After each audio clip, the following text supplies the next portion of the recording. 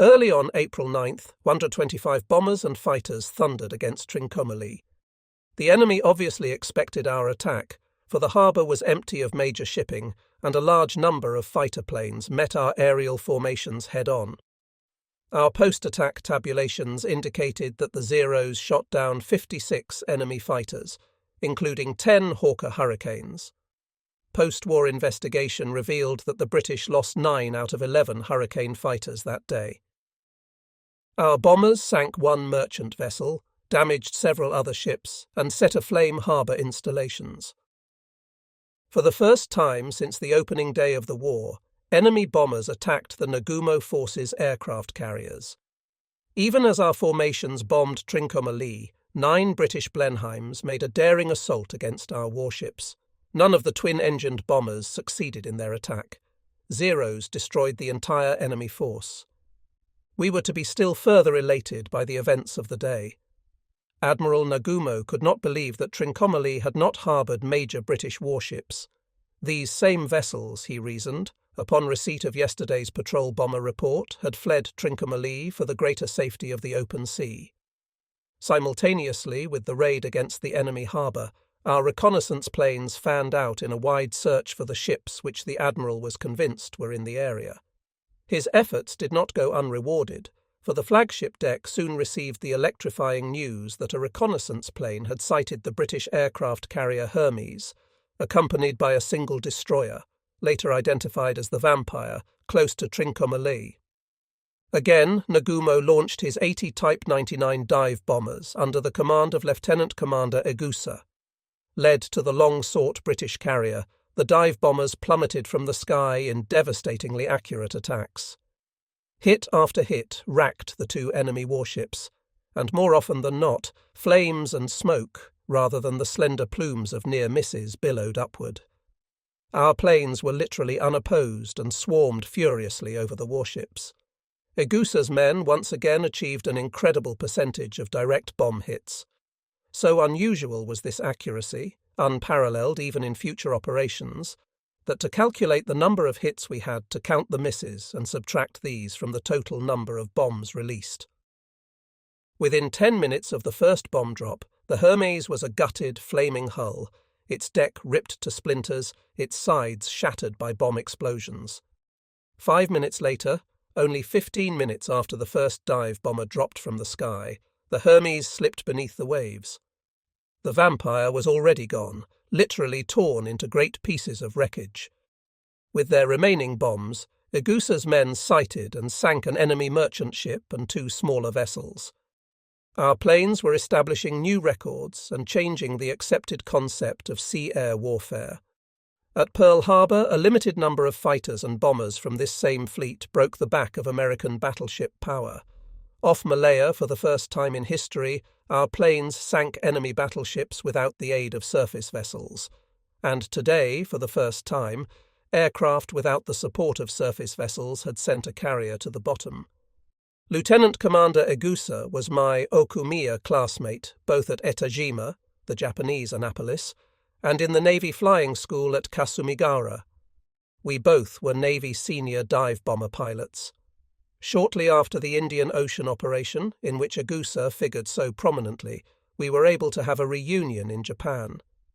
At the time, as an air staff officer of the 2nd Carrier Task Force, I was preparing for the Midway and the Aleutian operations. I asked my old friend how his planes had sunk the British warships. Egusa looked at me and shrugged.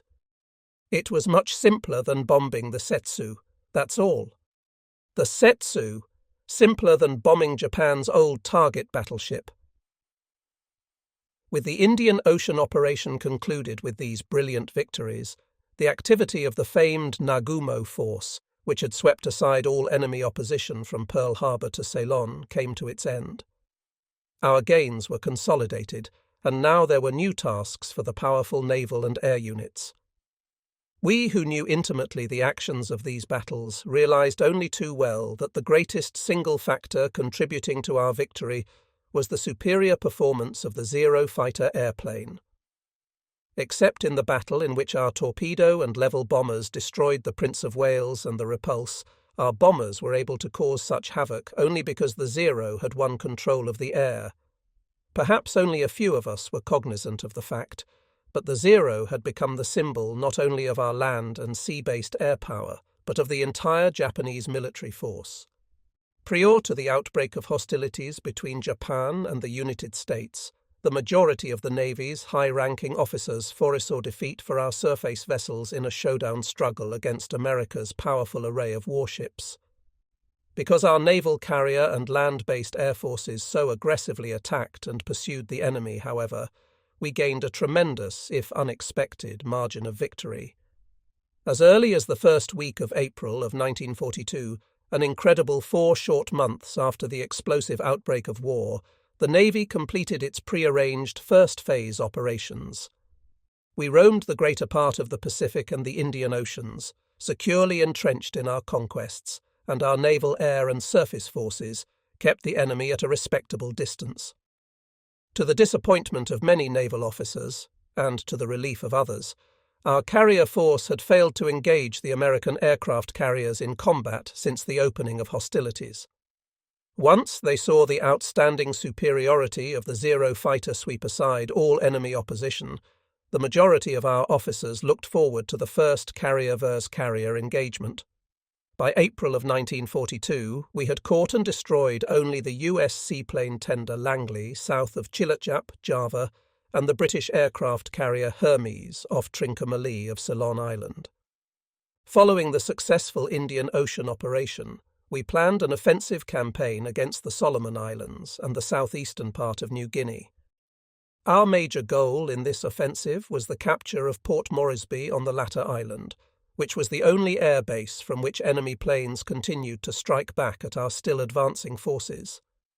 By capturing this vital enemy airfield, we would eliminate the air threat to Rabaul and Kavieng.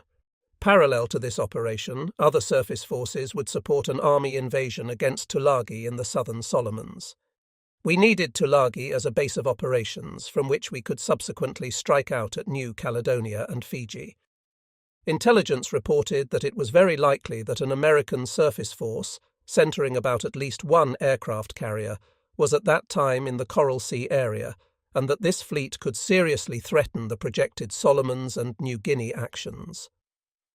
Admiral Yamamoto directed the 5th Carrier Division of the Nagumo Force, then returning to Japan after the Indian Ocean operation, to participate in the new campaign. Under command of Rear Admiral Chuichi Hara, the 5th Carrier Division embraced the 2 powerful, large-type aircraft carriers, Shokaku and Zuikaku. The impending attack received the code name MO Operation. Vice Admiral Shigeyoshi Inoue, then Commander-in-Chief of the 4th Fleet in the Central Pacific, was transferred and assigned to head the MO attack. Inoue had under his command the imposing force of 2 large carriers, 1 small carrier, 1 seaplane tender, 6 heavy cruisers, 4 light cruisers, and other vessels, which totaled 70 ships. Supporting his carrier-based aviation were 120 land-based bombers and fighters. Inoue broke up his forces into 3 groups: the invasion force, the carrier task force, and his land-based air units. By May 3rd, Tulagi was in our hands. With the island secured by our ground forces, the fleet moved out to its attack positions. Vice Admiral Inoue, overall commander of the MO operation, remained at Rabaul aboard his flagship, the light cruiser Kashima. Rear Admiral Aritomo Goto assigned the 4 heavy cruisers Aoba, Kako, Furutaka, and Kinugasa to Shortland anchorage in the Central Solomons. These vessels remained under his direct command. He dispatched to Rabaul the light aircraft carrier Shoho with 16 Zero fighters, 12 Type 97 Kate attack bombers, and other planes. 11 transports anchored within Rabaul harbour to take on the Port Moresby Army Invasion Force. Small warships cruised nearby as escorts. And at Deboyne, Admiral Goto had the seaplane tender Kamikawa Maru with 4 Type 0 reconnaissance seaplanes and 8 Type 0 observation planes. Vice Admiral Takeo Takagi, the 5th Cruiser Division commander, became commander of the carrier task force. Takagi retained under his direct orders the 5th Cruiser Division's heavy cruisers Miyoko and Haguro, and assigned to Rear Admiral Chuichi Hara the command of the 5th Carrier Divisions Shokaku and Zuikaku. Each of the two carriers had 21 Zero fighters, 21 Type 99 Val dive bombers, and 21 Type 97 Kate attack bombers. 6 destroyers and other auxiliary vessels supported the carrier force. With the Indian Ocean campaign completed by mid-April, Hara steamed at full speed for the Solomon Islands, arriving in the eastern seas on May 5th. Under the direction of Rear Admiral Sadayoshi Yamada, commander of the 25th Air Flotilla, the supporting land-based air force, consisting of 60 Zero fighters, 48 Type 96 twin-engined Nell bombers, 16 Type 97 Mavis flying boats, and 10 small Type seaplanes assembled at their various bases. The majority of the land-based planes flew into Rabaul and its supporting installation at Leh. Approximately half the flying boats and seaplanes operated from Rabaul harbour, the remainder from Tulagi and Shortland. Even as we prepared feverishly for the Shortland thrusts of our combined land-sea air forces, the day following the capture of Tulagi, May 4th, 80 enemy bombers and fighters attacked our fleet units in morning and afternoon waves. There was a strong possibility that the enemy realized our intentions, for his attack was unusually fierce and damaging. We lost the destroyer Kikuzuki and several planes to the enemy bombers. For the first time, however, we confirmed the existence in the vicinity of American aircraft carriers. It appeared as if the time were drawing near for the first clash between American and Japanese carriers. On the same day, the transport convoy for the Port Moresby invasion left Rabaul. 24 hours later, Admiral Goto's warships slipped out of Shortland. The fleet units would rendezvous at sea and assemble their forces for the final assault against Moresby. In concert with this operation, Admiral Takagi's carrier task force skirted the southern end of the Solomon Islands, and at noon of the 5th steamed to the west of the island group. Moving at full speed, the carriers raced to cover the southern flank of Goto's invasion forces. At 08:10 hours, on the morning of May 6th, a Mavis flying boat of the Yokohama Air Corps sighted an enemy surface force 600 miles south of Tulagi. The plane's crew reported at least one aircraft carrier supported by 9 other vessels. Several hours later, a single enemy 4-engined B-17 bomber attacked Admiral Goto's invasion fleet. We presumed that the enemy bomber flew from Port Moresby, and we feared that the troop-laden transports might soon be attacked by enemy bombers. To protect his vulnerable transports, Admiral Inoue ordered the troop ships to change course and proceed due north, in the hope that this sudden shift in course would conceal the fleet from the enemy reconnaissance planes he knew would be scouring the ocean. Expecting that he would most likely engage the enemy on the following day, Takagi refueled his ships at sea on the evening of May 6th. Early on the morning of May 7th, we launched an intensive search for the enemy carriers and other surface vessels. Our reconnaissance planes flew from Rabaul, Shortland and Tulagi. Other planes from the Kamikawa Maru at Deboyne, the 3 carriers and the heavy cruisers took to the air to participate in the search. We did not have long to wait. At 0532 hours, a Kate bomber sighted a single enemy carrier and 3 destroyers 200 miles south of the Shokaku. Admiral Takagi ordered Admiral Hara immediately to dispatch every available airplane from his 2 carriers in an assault against the enemy fleet unit. At 0610 hours, Lieutenant Commander Kakuichi Takahashi left the carriers with an air attack group of 18 Zero fighters, 36 Type 99 Val dive bombers, and 24 Type 97 Kate torpedo bombers. 30 minutes later, at 0640, with Takahashi's bombers and fighters racing toward the enemy ships, one of the heavy cruiser Kinugasa's Type 0 reconnaissance seaplanes of Admiral Goto's fleet sighted another enemy group.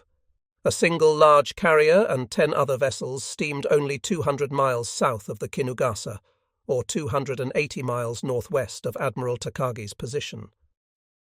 Unfortunately, the rich prize of a second American carrier could not be attacked.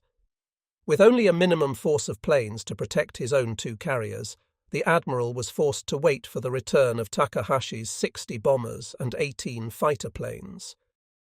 He could only hope that the first carrier under attack would be destroyed, and that after hasty refueling and rearming, the group could take off again to raid the second enemy carrier.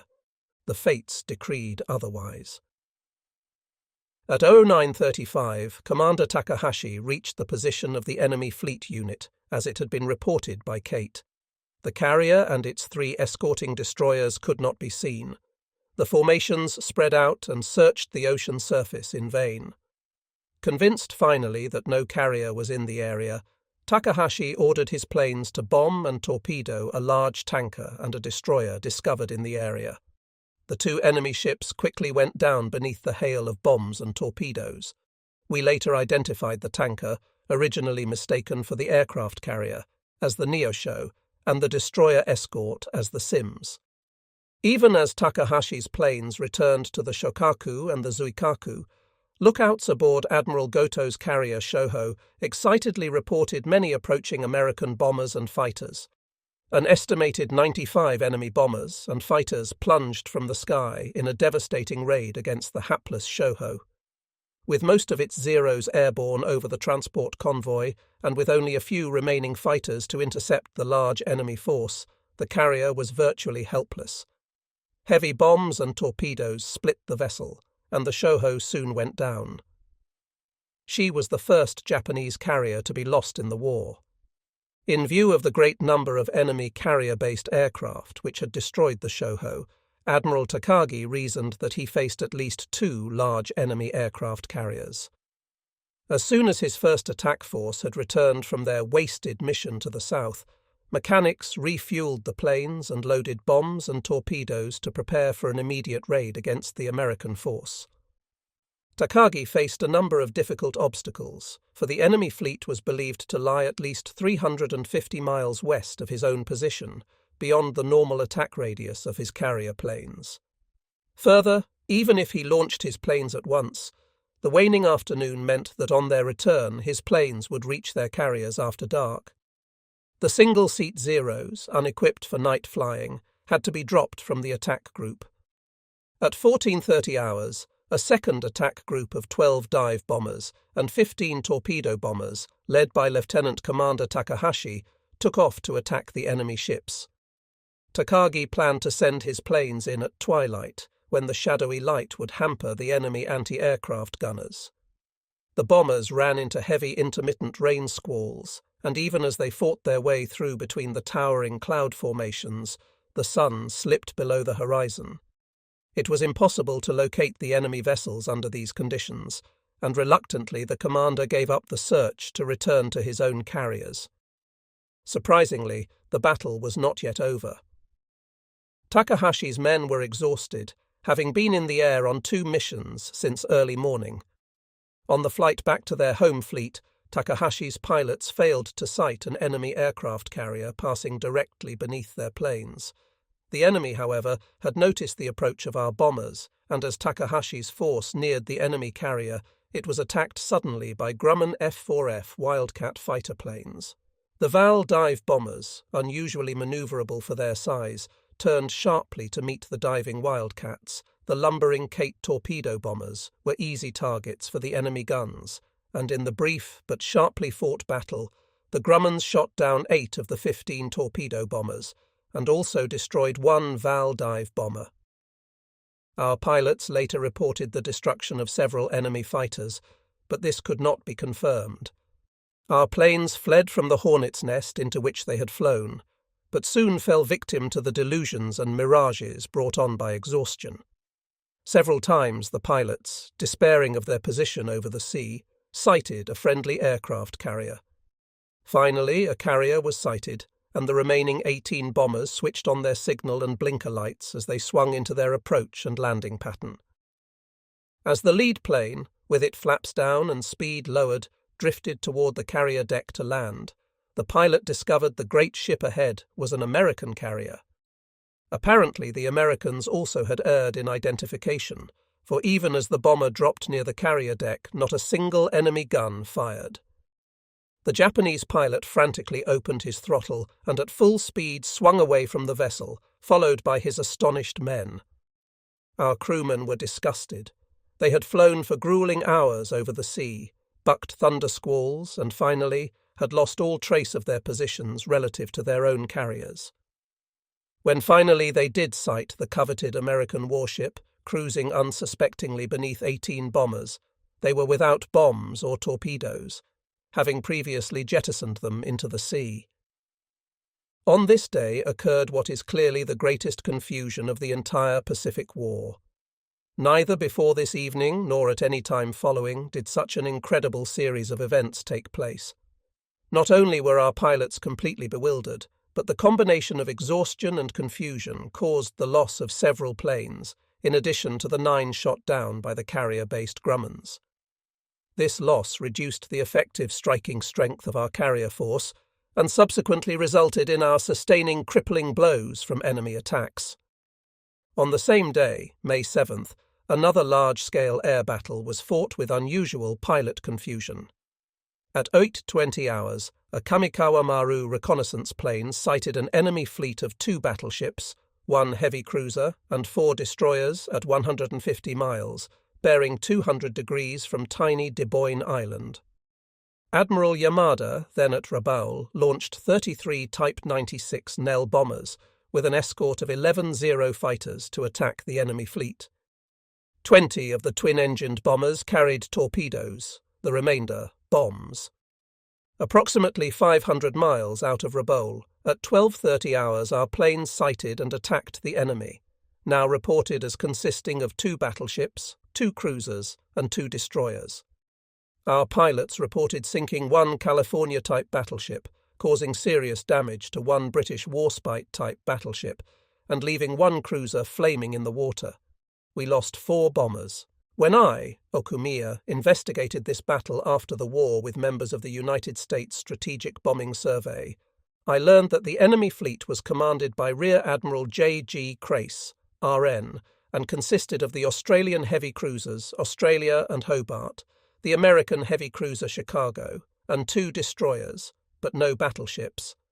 Further, I learned that not a single Japanese torpedo or bomb had struck any of the ships.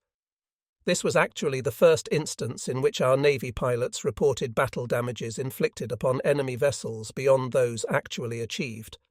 In this case, the discrepancy was so great as to be ridiculous. There were several reasons for this reporting episode. The targets were highly evasive cruisers and destroyers, which often confused the crews of the attacking bombers. Further, the pilots and crews participating in this particular attack lacked combat experience, and their efficiency ranged far below that of the crews which sank the Prince of Wales, the Repulse, and the Langley. The air units which attacked Admiral Crace's fleet were manned by hastily recruited replacements. On February 20th, the original unit lost 15 out of 17 twin-engined Nell bombers, all with veteran crews, in an attack against the enemy carrier Lexington, which at the time was raiding Rabaul. Replacements had come in slowly, the men lacked training, and crew coordination was greatly in need of improvement. This occasion provided an ominous warning. It was the first action which proved that our reserve supply of fully trained pilots was inadequate, and that we would be faced again with this problem in the future. Thus, the sea-air battle of May 7th came to an end. It was a poor day for our fleet. American bombers had destroyed the Shoho in our first aircraft carrier loss of the war, and we had failed to inflict retaliation upon the enemy carriers. To the naval personnel involved, the destruction of the Shoho and the subsequent inability of our planes to attack the American carriers involved great loss of pride. Aboard the Shokaku and the Zuikaku, Admiral Hara's men grimly attended to their bombers and fighters, preparing them for combat on the following day. To save face, they must by any means destroy the American carriers. Before the sun broke over the horizon on the early morning of May 8th, reconnaissance planes thundered off the decks of both the Shokaku and the Zuikaku. The men still smarted from the events of the previous day. This new and uncomfortable feeling could be erased only by victory against the Americans. At 07:15 hours, Lieutenant Commander Takahashi led into the air 18 fighters, 33 dive bombers, and 18 torpedo bombers, which fanned out in a wide search pattern to seek the American fleet. Less than 10 minutes after Takahashi's departure, the carrier bridge received the news that one of its reconnaissance planes dispatched earlier that morning had sighted the enemy fleet at a position about 200 miles due south of the Shokaku. As anticipated, there were at least 2 aircraft carriers supported by 10 other ships. The message was relayed to Takahashi, and the 69 planes veered onto their new course. A Type 97 Kate torpedo bomber first discovered the enemy carriers, and Flight Warrant Officer Kenzo Kano, using to advantage nearby cloud formations, shadowed the American fleet, reporting by radio to the Shokaku the details of the warships. Finally, his fuel rapidly dwindling, Kano turned for his own carrier. He had full confidence in the accuracy of his reporting, as well as his up-to-the-minute details of the exact positions of the enemy fleet. Barely out of sight of the unsuspecting enemy vessels behind him, Kano suddenly noticed the Takahashi Air Group racing toward its target. Kano realized intuitively that, despite the accuracy of his position readings, Takahashi's group could easily fail to sight the carriers on the vast ocean expanse. Without further consideration for his own safety, for to alter course now was to place himself beyond the point of no return, Kano swung his bomber into a sharp turn and eased the airplane alongside that of Takahashi's. Every pilot in that sweeping formation knew precisely what Kano and his 2 crew members were doing. He now lacked sufficient fuel to return to his own carrier, more than 300 miles to the north. The pilots could see Kano's big 3-seat torpedo bomber swinging about and nosing up to Takahashi's plane. But there was little to be said. Shortly afterward, the air group sighted the long-sought American fleet. The planes swung immediately into the attack, as reported subsequently by Takahashi's subordinate. Starting at 09:20 hours, we made determined torpedo and bomb attacks against 1 Saratoga-type and 1 Yorktown-type aircraft carrier. At least 9 torpedoes and more than 10 550-pound bombs struck the former ship, while the latter was hit with 3 torpedoes and 8 to 10 550-pound bombs. We damaged 2 other vessels. Again, our pilots had erred strongly in their evaluation of torpedo and bomb strikes, for post-war investigation revealed that in this battle, the USS Lexington was hit with 2 torpedoes and 2 bombs, and our planes scored several near misses. The other carrier, the USS Yorktown, received 1 bomb hit and 2 near misses. We sustained heavy losses in the attack, for Lieutenant Commander Takahashi, Warrant Officer Kano, and many other officers and crewmen died.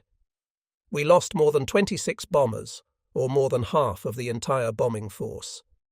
Prior to this attack, while Takahashi's force flew toward the enemy carrier force, lookouts aboard the Shokaku and the Zuikaku sighted an approaching enemy carrier plane force. Soon they made out more than 80 planes. The Zuikaku was fortunate. Her captain placed the big ship beneath a nearby rain squall, preventing the American planes from pressing their attack. The Shokaku received hits by 3 medium bombs. Although her deck was shattered, preventing the launching or landing of any planes, the Shokaku was still able to maneuver with little difficulty. The extensive repairs needed forced the big ship to retire from the scene of action. Thus ended the first naval battle, which was fought entirely by the air elements of the 2 opponents. In this initial carrier-W carrier contest, our carrier forces and those of the enemy were approximately equal in strength. In the 2 days of fighting, our carriers lost 32 planes, either shot down or missing, and 12 additional aircraft made forced landings. Our losses mounted when the Zuikaku's captain ordered several planes jettisoned overboard to clear the decks for emergency landings of the Shokaku's aircraft, when that carrier's own decks became tangled wreckage. Immediately after the battle, there remained on the Zuikaku as operational aircraft only 24 Zero fighters, 9 Type 99 Val dive bombers, and 6 Type 97 Kate attack torpedo bombers. This number represented barely 1/4 of the original total of bombers aboard both carriers prior to the air battles. These losses indicated clearly the high cost of all-out carrier warfare, and for the first time enabled us to predict the outcome of future fleet engagements in which surface vessels, despite their number or power, would play merely auxiliary roles. Over separation distances of 200 to 300 miles between fleets, the cruisers and battleships could contribute to the battle only by employing their anti-aircraft weapons to help defend their carriers against attacking enemy planes. In the 2 full days of the Coral Sea battle, the approximate total of 95 vessels of both contestants, 25 American and 70 Japanese, did not exchange a single shot. The Coral Sea episode also taught us to study closely the use of fighter planes in air-sea engagements. We discovered that, in a long-range conflict between aircraft carriers, qualitative superiority in fighter planes was not enough to stop a determined attack by enemy bombers and fighters. Quantity also was a requisite for successful defence and, even under the best possible conditions, an attack fiercely pressed home by the enemy would result in severe air losses to both sides. 2 weeks after the Coral Sea battle, I, Okumiya, conferred with Lieutenant Commander Shigekazu Shimazaki, who as a Zuikaku group commander had participated in the entire battle. Shimazaki told me, "Never in all my years in combat have I even imagined a battle like that. When we attacked the enemy carriers, we ran into a virtual wall of anti-aircraft fire. The carriers and their supporting ships blackened the sky with exploding shells and tracers. It seemed impossible that we could survive our bombing and torpedo runs through such incredible defences. Our Zeros and enemy Wildcats spun, dove, and climbed in the midst of our formations. Burning and shattered planes of both sides plunged from the skies. Amidst this fantastic rainfall of anti-aircraft and spinning planes, dove almost to the water's surface and sent my torpedo into the Saratoga-type carrier. I had to fly directly above the waves to escape the enemy shells and tracers. In fact, when I turned away from the carrier, I was so low that I almost struck the bow of the ship, for I was flying below the level of the flight deck. I could see the crewmen on the ship staring at my plane as it rushed by. I don't know that I could ever go through such horrible moments again." This was the frank confession of a veteran air group commander who had engaged in combat with our naval air forces since the beginning of the Sino-Japanese incident in 1937. Shimazaki was a brilliant and courageous group commander. In the Pearl Harbor attack, he commanded the second wave of 170 planes and subsequently played a major part in our carrier operations. Following an evaluation of his pilots' combat reports and those of his reconnaissance planes, Rear Admiral Hara confirmed the sinking of the Saratoga-type carrier, the Lexington, during the night of May 8th. In his official combat report about the second carrier, he stated, "The Yorktown-type aircraft carrier received hits by more than 8 bombs and more than 3 torpedoes and was left burning. Listing heavily to port, she is believed to have sunk, although we have not as yet confirmed the destruction of the vessel." As related previously, the Admiral's report greatly exaggerated damage to the Yorktown, which suffered only from 1 bomb strike and 2 near misses. Tactically, therefore, we considered the Coral Sea battle as victorious for our forces. Future events proved this evaluation to be faulty for, as strategic moves would clearly reveal, the Coral Sea battle proved a serious Japanese setback. Cognizant of the battle's implications, Vice Admiral Inoue postponed the Port Moresby invasion indefinitely and recalled his troopships. These, however, were localized events. In Japan, Admiral Yamamoto expressed deep regret at the failure of his commanders to exercise the aggressiveness necessary to exploit the damage our planes had inflicted upon the American carriers. Our ships retired from the scene of battle, although they held in their hands the opportunity to ensure the destruction of the enemy carrier forces in the Coral Sea. One of the direct reasons for this failure, of course, was the fact that few planes remained aboard the surviving Zuikaku. At best, this could be regarded only as a poor excuse, for reduction in numbers is hardly a deterrent to the true battle commander. The truth of the matter was that our senior naval commanders in the Coral Sea area lacked the fighting spirit necessary to engage the enemy. This failure to pursue a temporary advantage later proved to be of tremendous advantage to the Americans. A post-battle study of the Coral Sea engagement brought out the fact that neither Vice Admiral Inoue nor Vice Admiral Takagi had on their immediate staffs a single air officer with combat experience in carrier-based or land-based air operations. It was incredible to realize also that both admirals likewise lacked any experience in this type of combat. For years, the Japanese Navy had operated against enemy forces on the principle that, while it might be numerically inferior to its opponents, our Navy could overcome any combat obstacles through superior tactics and aggressive fighting spirit. In a single stroke, the Coral Sea battle destroyed the validity of this concept, making it abundantly clear that the greatest weakness of our carefully created naval air strength lay in the lack of senior commanders who could command our crack units. Leadership, indispensable for any combat success, existed in the Coral Sea battle only in those commanders who actually attacked the enemy forces. None of our surviving officers of the Coral Sea battle could have foreseen the terrible strategic implications of their colossal blunder. The crippled Yorktown was permitted to escape when perhaps a single torpedo or only a few bombs could have ensured that vessel's destruction. A month later, that same ship, which we then permitted to survive, became one of the strongest factors contributing to our Navy's shattering defeat in the Battle of Midway. Every last officer and crewman lost in the attacks on the evening of May 7th was a skilled, irreplaceable veteran. Had these men and their planes not been lost in the debacle of May 7th, they could have participated in the attack against the enemy carriers on May 8th, and quite possibly could have crippled the Yorktown as our remaining planes had disabled the Lexington. In retrospect, it is no exaggeration to state that those few Grumman Wildcats which were in the air on May 7th, and which intercepted our planes on their return to their own carriers, saved not only the Yorktown, but also eventually many other American ships then in the Coral Sea. The results of the Coral Sea battle forced Vice Admiral Inoue to postpone indefinitely the planned invasion of Port Moresby. This delay in operations in the Southern Pacific, however, did not seriously affect the execution of the Midway and Aleutian operations, which our General Staff had long before decided upon. Despite its less obvious overtones, Tokyo still regarded the Coral Sea battle only as a minor setback, and merely the first such incident after 4 successive months of brilliant victories. The Navy's faith in its air arm, on which it had relied so heavily and successfully, was undiminished.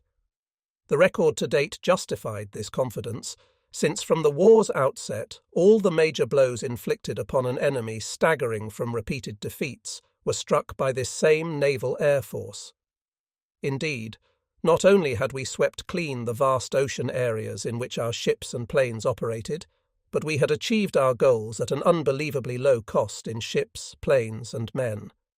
There existed no reason to expect that these same forces which now ruled the Pacific and Indian Oceans would do otherwise than continue their victorious engagements against the enemy.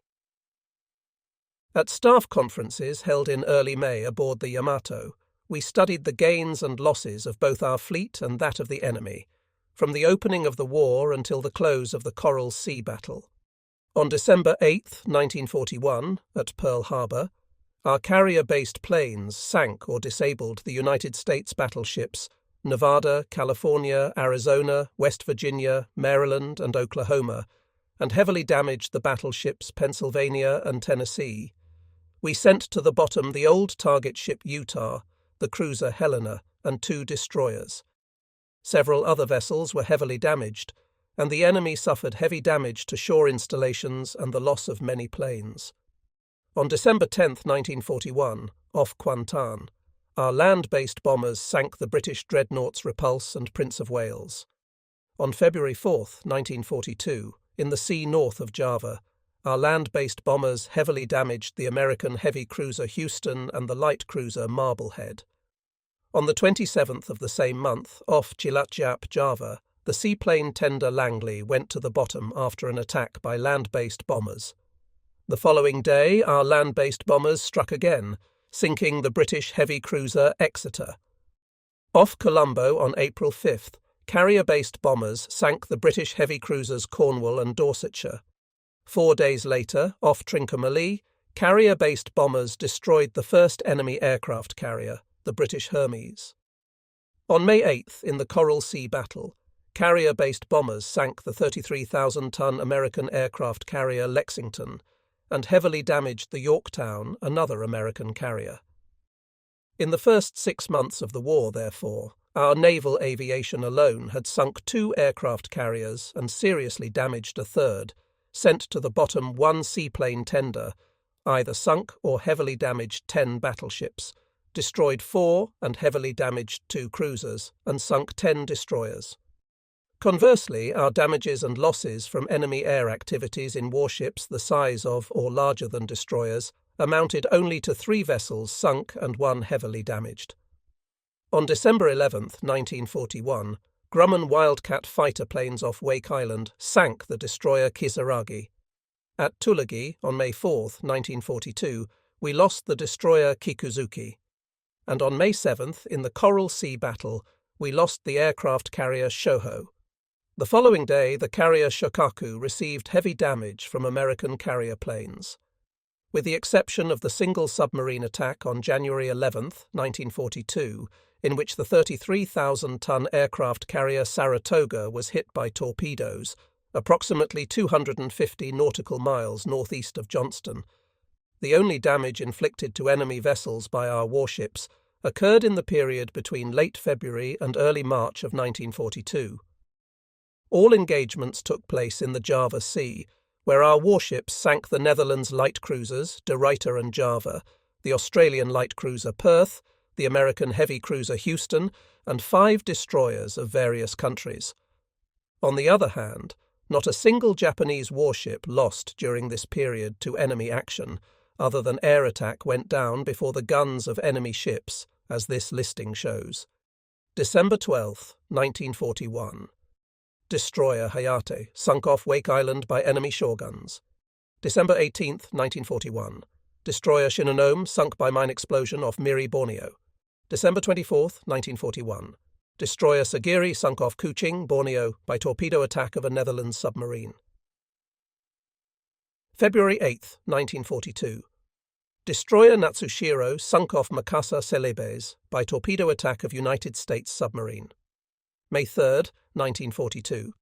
Seaplane tender Mizuho sunk off the southern coast of Japan proper by torpedo attack of United States submarine. May 11, 1942. Mine layer Okinoshima sunk off Rabaul by torpedo attack of a United States submarine. Compared to the losses sustained by the Allied powers in the Pacific, therefore, we suffered very lightly indeed. The tally of enemy and Japanese ships lost in the first 6 months of the war was a literal realization of the Navy's concept of ideal combat conditions, to wage a decisive sea battle only under air control. For the 10 years prior to the Pacific War, we had trained our airmen implicitly to believe that sea battles fought under our command of the air could result only in our victories. The initial phases of the Pacific War dramatically upheld this belief. War, however, is a vast drama in which it is often impossible to predict the morrow through logic alone. The chain of events established by previous combat engagements may be altered completely in a few short hours. Despite exhaustive planning and preparation prior to any battle, only the gods know what course that battle will take. It appears that in any conflict in which great numbers of men and machines are pitted against one another, some force beyond that exercised by man is responsible for the final decision. While the course of the Pacific War for its first 6 months became a parade of brilliant Japanese victories, no sensible man could honestly believe that an abrupt change was not in store for our country. In the immense arena of the Pacific War, Japan could realize a final victory only through rapid and powerful blows against the forces of the United States and Great Britain. To accomplish our aims with our limited industrial resources, we had to strike quickly, to throw off balance an enemy of great industrial might before that enemy could bring to bear upon us the full weight of its military strength. No Japanese military student possessing any basic knowledge of military logistics could fail to foresee ultimate defeat for our nation in a prolonged war. We, who were informed of the true status of the economic industrial strength of America and England, as compared to that of Japan, knew that our nation could emerge victorious from this war not merely through military gains, but more probably as the result of military-political diplomatic actions. It was imperative that we attain and consolidate initial gains, for eventually we would meet in the far reaches of the Pacific an avalanche of Allied military power. Those people cognizant of this situation expected the government, as it had done in the Sino-Japanese and the Russo-Japanese wars, soon to resort to diplomatic negotiations at a time most advantageous to Japan. To prolong the war was only to allow America's factories the time necessary to completely overwhelm our own military strength. International diplomacy, as conducted from a perspective wider than merely that of the geographical boundaries of Pacific-Asiatic combat, was the only means through which we could benefit from the Pacific War. Japan did not possess the military-industrial economic strength necessary to successfully conclude a purely military struggle against the United States and Great Britain. Unfortunately, the vital requirements for international diplomatic negotiations never were achieved. The military hierarchy disastrously decided to continue the war strictly on a military basis. Once committed to total conflict, positive aggressive action is the only means by which to hasten the conclusion of a war.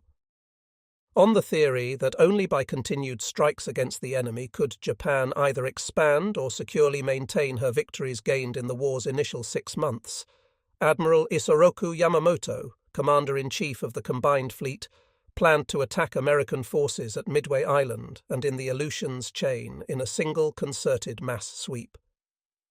The Midway and Aleutian operations, as we designated the assault, would be undertaken early in June of 1942 as the first step of the second stage operations.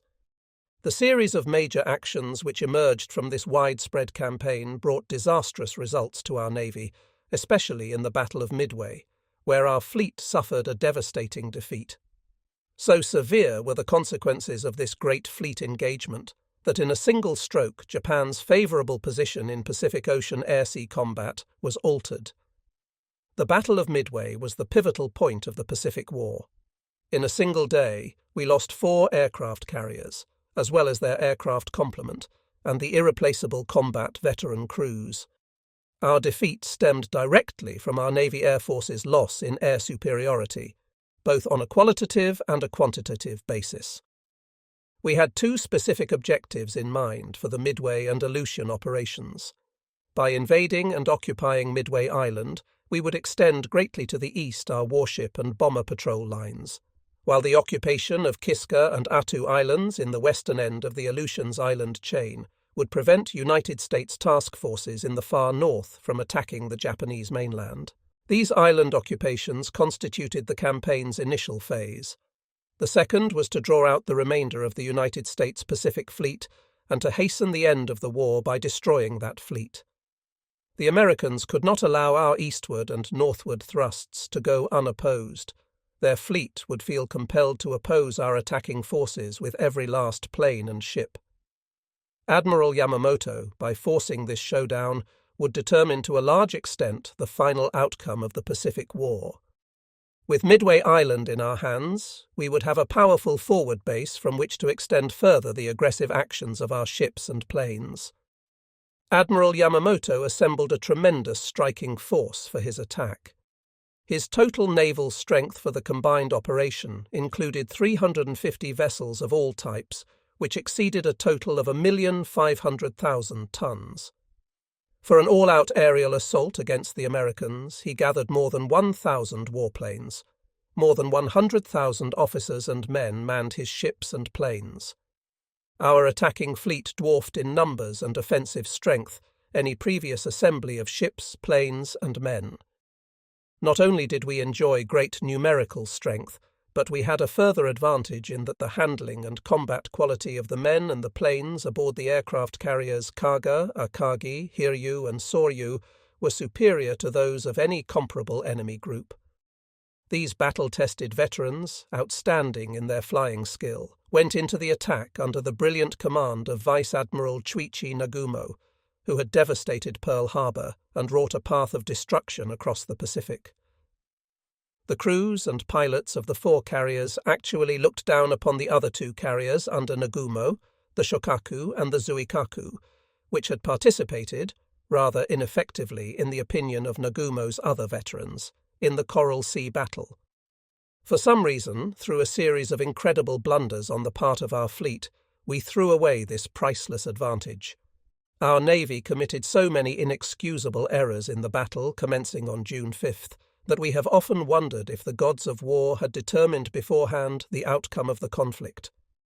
Through the courageous yet costly attacks by the American land and carrier-based warplanes, and also the enemy submarines, the Nagumo force was completely defeated, compelling Admiral Yamamoto to withdraw his battered fleet without attaining even a part of his original objectives at Midway.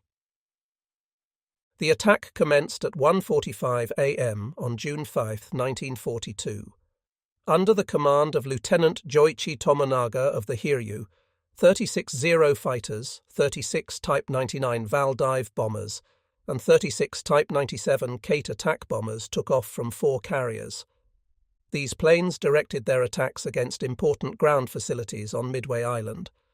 We expected heavy resistance and posed great confidence in the ability of the Zeros to protect their bombers, no easy task when 36 fighter planes must escort twice their number of bombers. Approximately 30 nautical miles from Midway Island, more than 30 enemy fighter planes jumped our formations, starting a running air fight which continued directly over the island. Under the leadership of Lieutenant Masaharu Suganami, the Zeros managed to prevent the enemy fighter planes from seriously interfering with the bombing attacks. The Nagumo Force's official combat report of this particular raid reveals that we lost 2 Kates, 1 Val and 2 Zero fighters, and that it was believed that these planes were destroyed by the fierce enemy anti-aircraft fire. In his post-attack intelligence briefing, Lieutenant Tomonaga reported that his fighters and bombers shot down 40 enemy fighters, 1 light bomber and 1 seaplane in their attack against Midway Island. Intelligence reduced this number appreciably, for it was obvious that double counting by our pilots was responsible for the unusually high number of enemy losses reported. Post-war investigation of this particular battle with officers of the U.S. Navy section of the Strategic Bombing Survey revealed that 20 Brewster F-2A Buffaloes and 7 Grumman F-4F Wildcats attacked Tomonaga's force. Of these, 17 were shot down, including the fighter commander, Major Parks. 7 other enemy fighters sustained heavy damage, and most of the surviving pilots were injured. The Zero fighters defending our carriers set up against the first wave of Midway-based enemy torpedo bombers an almost impenetrable wall of fire. More than 60 torpedo bombers raced in at low altitude to attack Nagumo's carriers. The American pilots pressed home their attacks with great courage, but their lumbering aircraft fell easy prey to the Zeros and the fleet's defending gunfire. The initial enemy attack became a massacre, as almost all of the American planes fell flaming into the ocean. Not a single torpedo struck our ships. Our fleet waited apprehensively for the second attack, which came this time from large carrier-based enemy formations. They did not have long to wait, and the Zeros slashed into the enemy planes, disrupting formations and scattering the bombers. Even as the second enemy wave battled fiercely to break through the defending cordon of Zero fighters, keeping our planes occupied near the water's surface, large numbers of American dive bombers suddenly appeared on the scene.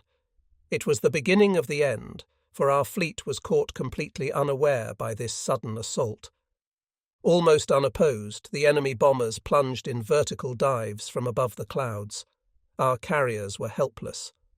Bomb after bomb smashed into our ship's vitals, flooding compartments, destroying gun control systems, knocking out firefighting apparatus, setting aflame gasoline and oil tanks.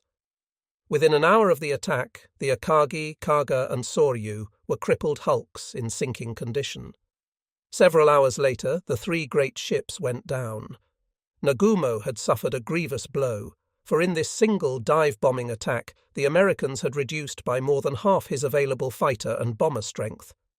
With the first battle phase completed, and with our fleet reeling from its severe losses, we launched an attack against the American carriers. 18 Type 99.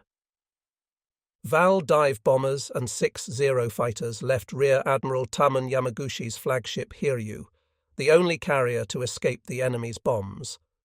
Led by Lieutenant Michio Kobayashi, the 18 bombers dove through a hail of anti-aircraft fire and defending enemy fighter planes to score more than 3 direct hits on the Yorktown. Soon after Kobayashi left the Hiryu, Lieutenant Tomonaga led 10 Type 97 Kate torpedo bombers and 6 Zero fighters in search of a second American carrier. Again, our planes encountered fierce resistance, but our returning pilots reported that they had sent 2 torpedoes directly into the big warship. Rear Admiral Yamaguchi felt relieved, for now his planes had heavily damaged 2 enemy carriers. We later discovered that actually we had twice attacked the Yorktown, not a second carrier as originally believed. Yamaguchi did not have long to enjoy the news of the attack for, shortly afterward, enemy carrier-based bombers found the Hiryu. The rain of bombs crippled the flagship in short order, and like her sister ships, soon the Hiryu became a helpless hulk, racked with flaming explosions and abandoned by her crew. This may appear paradoxical, but in my estimate, I feel that the Hiryu's air group had been superior in combat to its American carrier-based counterparts. Many factors which are not apparent to the uninformed observer influence a battle's final outcome. In the vast Midway conflict, the Americans had a definite advantage in that their carriers were equipped with radar, enabling them to receive out-of-sight advance warning of air attacks, while our own vessels lacked this priceless equipment. Every Japanese aircraft committed to the attack against enemy surface ships, and the installations at Midway Island performed admirably.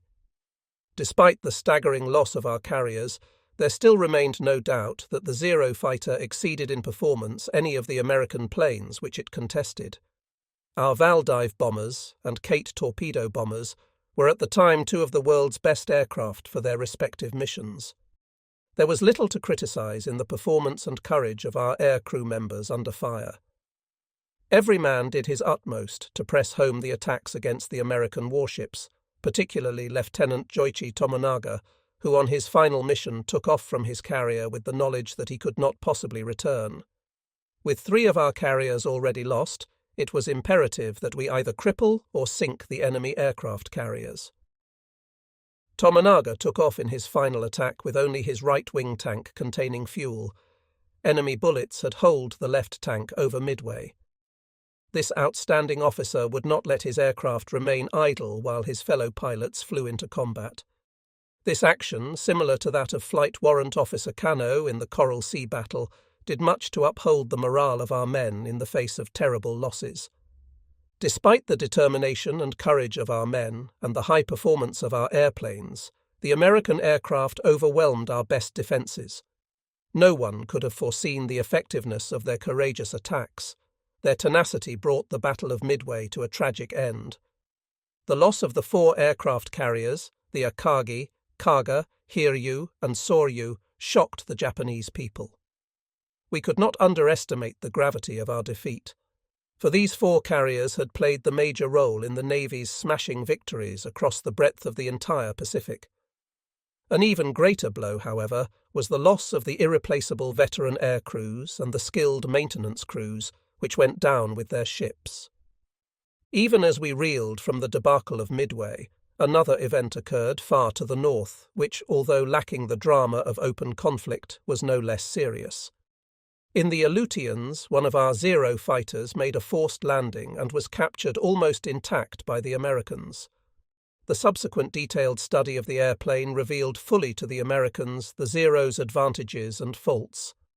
With the airplane's every characteristic an open book to the enemy engineers, they could quickly assure their own qualitative superiority.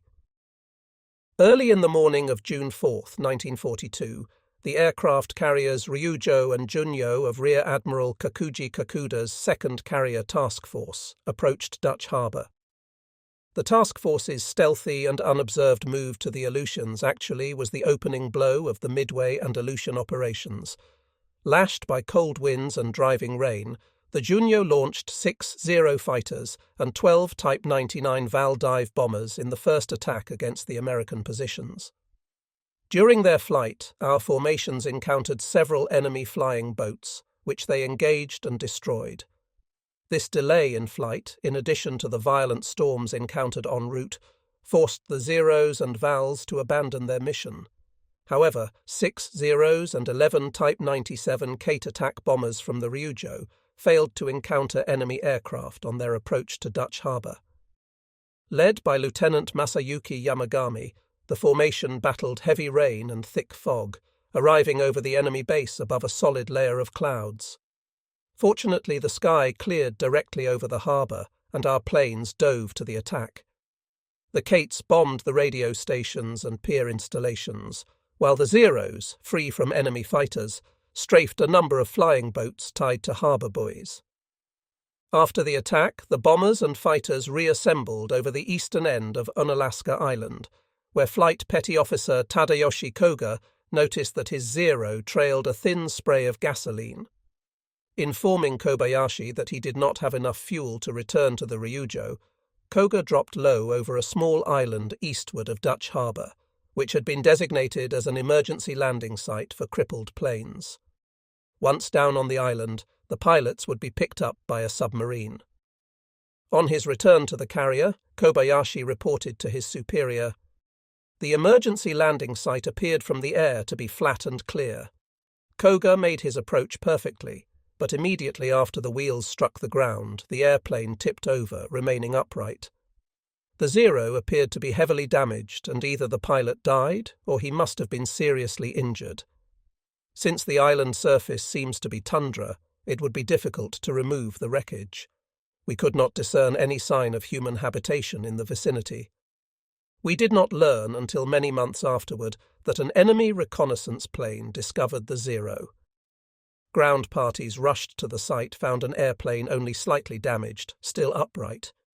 Koga had been killed by the shock of landing. His head struck the instrument panel with great force.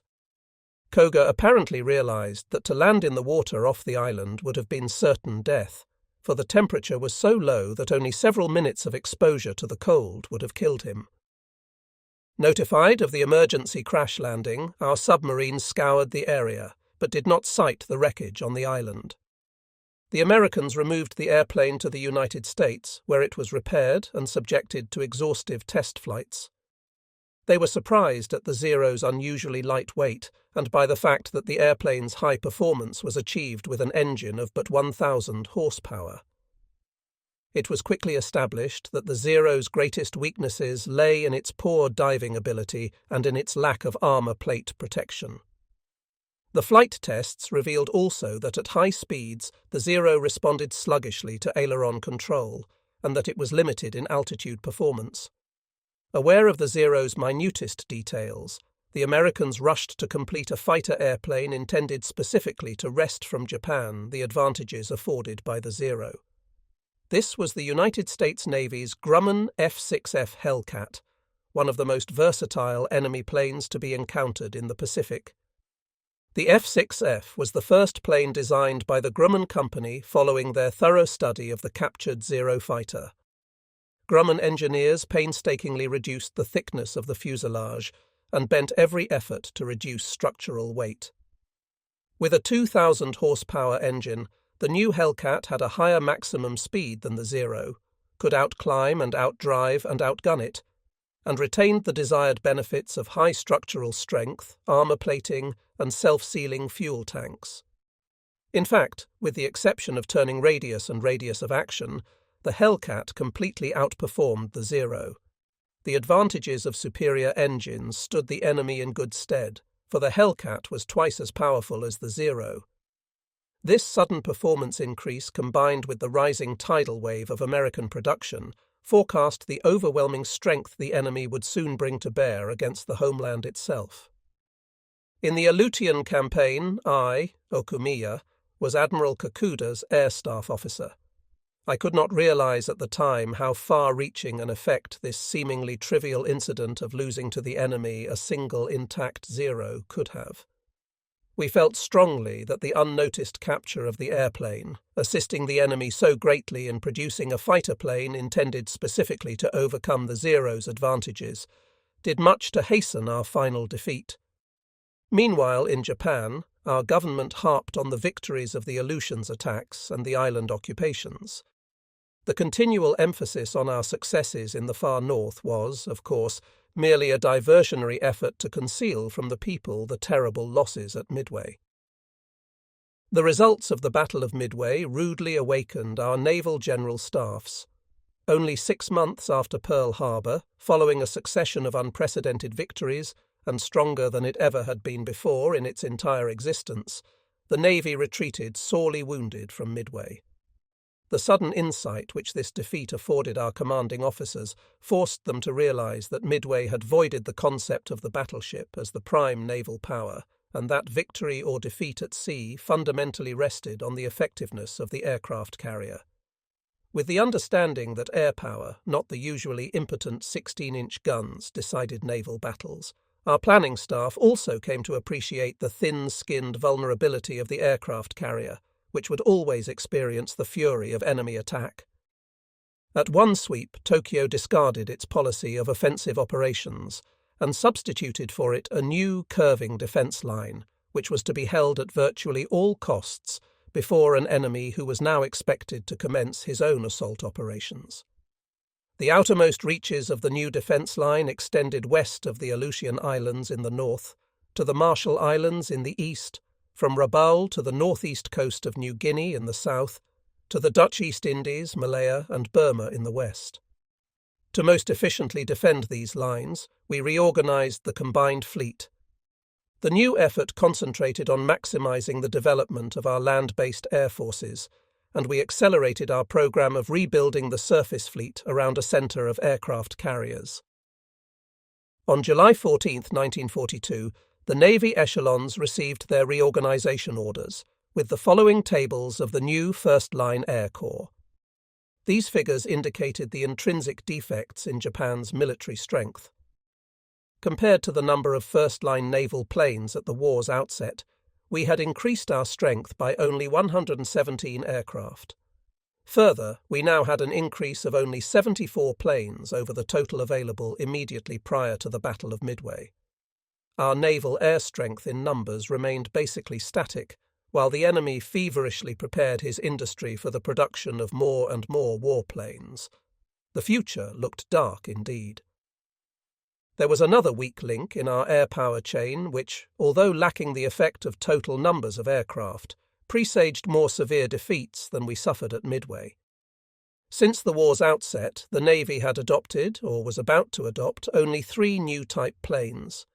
These were the 113 Shi carrier-based dive bomber, the Suisei, or Type 2 carrier-based reconnaissance plane Judy, the 13 Shi large-type flying boat, the Type 2 flying boat Emily, and the 13 Shi twin-engined land-based fighter, the Gecko, or Type 2 land-based reconnaissance plane Irving.